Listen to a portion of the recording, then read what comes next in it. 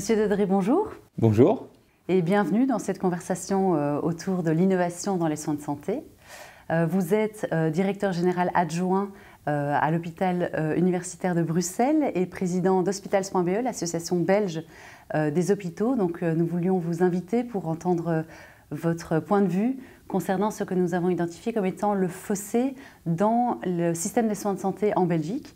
On parle de fossé parce que, d'une part, la Belgique investit plus de 10% de son PIB dans les soins de santé, ce qui mène notre pays à la 4e position au sein de l'Union européenne et ce qui démontre une volonté d'assurer les meilleurs soins de santé pour les patients. Et d'autre part, notre système se classe 19e en termes de mortalité évitable, donc ce sont des décès qui auraient pu être évités avec de meilleurs soins. En tant que représentant du secteur hospitalier, à quoi ça vous fait penser? Alors, les classements doivent être pris pour ce qu'ils sont.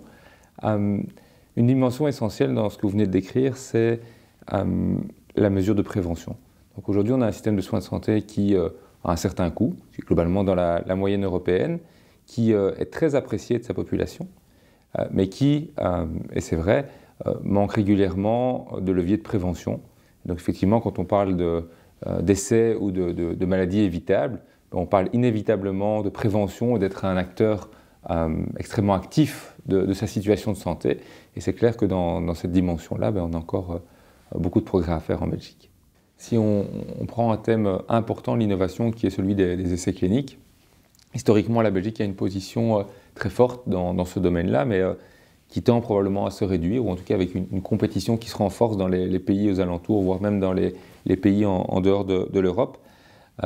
Un thème prépondérant pour garder une position forte en Belgique, c'est aussi de pouvoir faire en sorte que les professionnels à l'hôpital jouent un rôle majeur de définition des essais cliniques. Si on prend le secteur hospitalier en particulier, c'est un domaine où beaucoup d'innovations naissent et elles ont parfois des difficultés à se voir financer.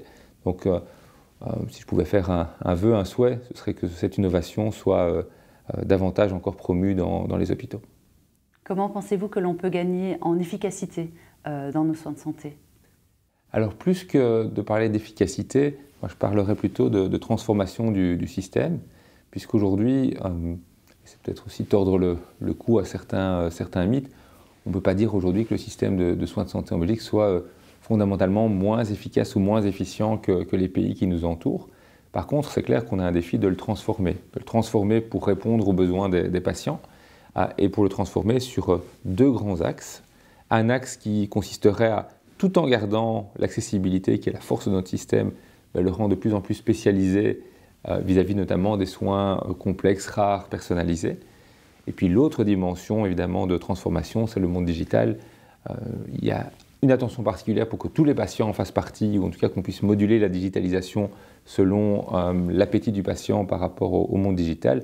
Aujourd'hui, on sait que c'est parfois des parcours qui sont, au-delà de la qualité des soins, relativement chaotiques parfois. On doit faire en sorte que dans l'organisation, on puisse le rendre beaucoup plus fluide et que le patient finalement puisse concentrer son temps, son attention sur ce qui est le plus important, et le professionnel de santé aussi, c'est-à-dire les soins.